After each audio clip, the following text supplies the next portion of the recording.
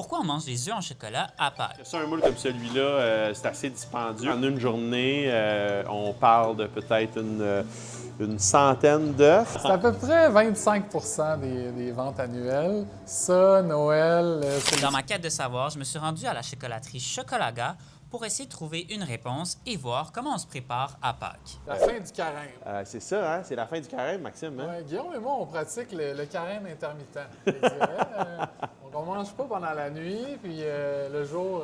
C'est toujours bon de casser le carême avec du caramel, du chocolat. Avant d'être en chocolat, les œufs s'étaient déjà associés à Pâques. Dans le christianisme, Pâques, c'est la célébration de la mort et la résurrection de Jésus. Ça arrive après 40 jours de carême où certains croyants font le jeûne. Sauf que les poules s'arrêtent pas de pondre.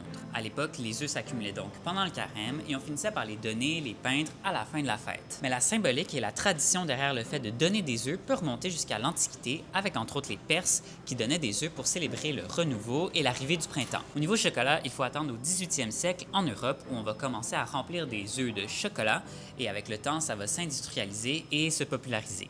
Bienvenue dans l'atelier artisanal. On va venir remplir de chocolat. Je vais ensuite donc virer mon chocolat à l'intérieur. Donc, je vais le laisser cristalliser. Donc, on va laisser reposer, figer. Quand on a nos deux belles coquilles, bien là, dans ce cas-ci, on va venir les assembler. On met du croquant en bouche à l'intérieur et on vient légèrement les chauffer. On les assemble.